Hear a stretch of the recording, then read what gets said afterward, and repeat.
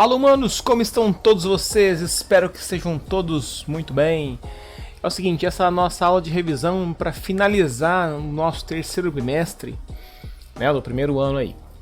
Então, como já está mostrado aí, né, os temas que a gente estudou, foi de cromossomos, divisão celular, fotossíntese e até quimiossíntese, tá ok? Então eu vou abordar aqui rapidamente, tá bom? A propósito, se caso você ficar com alguma dificuldade, não entendeu direito, dá um pause e volta, né? Nós também, todas as aulas estão bem esmiuçadas, né? Nas atividades anteriores, na plataforma, então qualquer dificuldade maior ou, né, se querem relembrar algum assunto, você pode voltar lá, tá ok? Alguma dúvida também, se você tiver e não conseguiu ainda assim, ou teve vergonha de falar, né? Mas se não conseguiu explicar, pode mandar para mim no WhatsApp e a gente responde também. Tudo bem? Então vamos lá, sem perder muito tempo. Olha só. Primeiro deixa eu abrir aqui meu slide. Beleza. Vamos lá. Primeiro a gente começou com cromossomos, tá? Então são vários outros termos que a gente ligou a cromossomos e eu vou fazer, como eu falei, né? É um resumo mesmo. Tá bom? Então, basicamente, os cromossomos são estruturas onde nós encontramos as características de todos os seres vivos, tá bom? E aí a gente chama esses pedacinhos, né, essas frações aí dos cromossomos de genes, né? Daí vem a genética. A partir dele, né, desses cromossomos, que a gente começou a entender os conceitos sobre divisão celular. Então, basicamente, nós temos dois tipos, tá? E começamos com a mitose. Tá, ok? Então, o que você não pode deixar assim passar, que a mitose, ela é responsável pelo crescimento, né, ou reconstituição dos tecidos, aquilo que você se cortou, ou você cresceu de tamanho, enfim.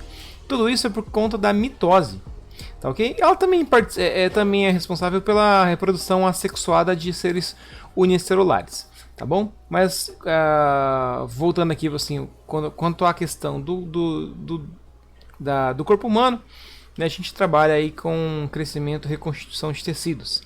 Beleza? Ela ocorre em 4 fases. A gente também estudou sobre elas, que é a prófase, a metáfase, a anáfase e telófase. Então você tem no seu caderno lá a diferença entre elas, né? Para você não esquecer, né? Tem a frase, né? Prometi a Ana telefonar. Não? Prófase, metáfase, anáfase e telófase. Uma coisa importante a ser estudado sobre essas fases é a seguinte: o que mais importante em cada uma dessas fases aqui, tá? Então na prófase a gente tem que os cromossomos eles começam a se condensar bem, né? Na metáfase a gente já percebe os cromossomos em uma placa equatorial ou uma placa metafásica. Os cromossomos eles ficam em um seu grau ali de condensação máximo, eles formam uma linha ao meio da célula, tá? Já na anáfase a gente percebe que ali nos cromossomos as cromátides elas já começam a se separar para os polos da célula, né? Se separar para logo, né, essa célula se dividir, né? Porque os cromossomos precisam fazer uma cópia de si, né? E a cópia, cada ladinho é uma cromátide. Tá? Já na telófase a gente tem um processo importante, que é que os cromossomos eles começam a se descondensar, começam a ficar meio relaxado, né? Trabalhou muito, eles começam a se descondensar. Também a gente percebe que a carioteca, a membraninha que é perdida aqui na prófase, aqui na telófase a carioteca começa a se reconstituir, tá? Tem um processo também chamado citocinese, que é quando a célula ela se parte ao meio, tá? Aí forma uma nova célula. Tem um nome também que é visto nos livros e tudo, mas não é uma fase da divisão, né? É um período ali onde a célula não faz a divisão, é chamado de interfase, né? Eu chamo de domingo à tarde, sabe? Que eu não trabalho, né? Mas eu começo a me preparar para a semana de trabalho. Então é esse período aqui, a interfase, tá? Resumidamente, na mitose, uma célula com 46 cromossomos, né? Uma célula humana, ela forma 2 células com os mesmos números de cromossomos, ó, 46 cromossomos. Beleza? Na meiose, ela é responsável pela formação de gametas, tá? Não escrevi aqui, tá? Mas é gametas, tá bom?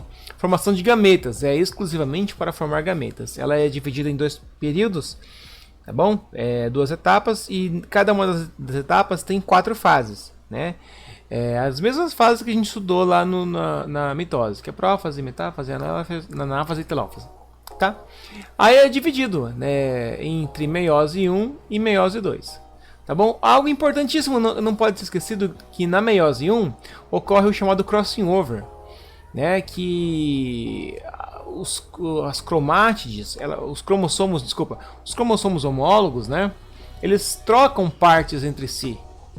E aí isso dá uma variabilidade genética muito grande, tá bom? Resumidamente aqui, na meiose, ó, meio, tá? Ó, uma célula com 46 cromossomos, também uma célula humana, né? Essa célula vai formar 4 células. E essas 4 células vão ter 23 cromossomos só. Então é metade do número original. Tá bom? Isso porque vai formar gameta. Então 23 cromossomos que vai ter no espermatozoide com 23 cromossomos que vai ter no óvulo vai formar uma célula de um novo humaninho. Tá bom? Aí a gente pula já para fotossíntese, que é a utilização da energia luminosa, né, para síntese, para produção de alimento. No caso aí a gente considera muito as plantas, né, plantas e algas, enfim.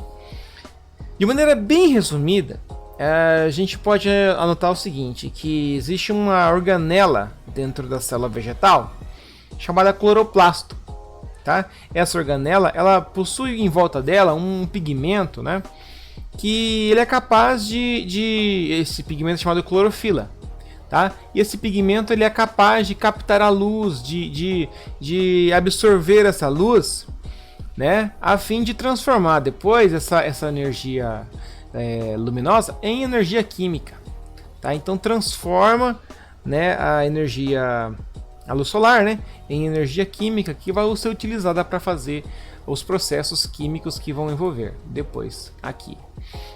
Basicamente é o seguinte, ó, a planta ela vai absorver gás carbônico, né, do ambiente e água, né, das raízes principalmente. Com a luz solar, né, com todo esse processo aqui que eu falei acima, né, e sobre a presença da clorofila, com clorofila sobre a presença de luz solar, né, ela vai fazer reações químicas, né, vai transformar todos esses compostinhos aqui em outros, ó.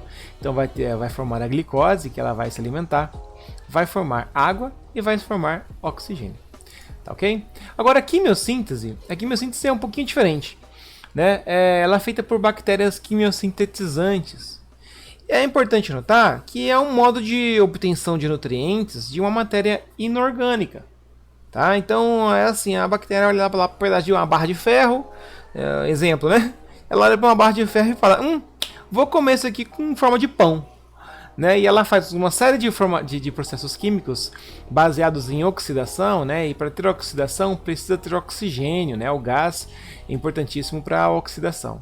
Então, através da oxidação, né, com oxigênio, ela vai transformar uma matéria que é inorgânica, né, em uma matéria que é orgânica, ela é um nutriente para ela. Tá? Essas bactérias elas são divididas em grupos diferentes. As ferrobactérias elas transformam ferro, sulfobactérias transformam enxofre e a nitrobactérias transformam compostos nitrogenados, né? Compostos à base de nitrogênio. Meus queridos, por hoje é só. Eu espero que vocês aí possam ter aproveitado ao máximo. E é isso aí. Isso é tudo bem, pessoal. Valeu, fui!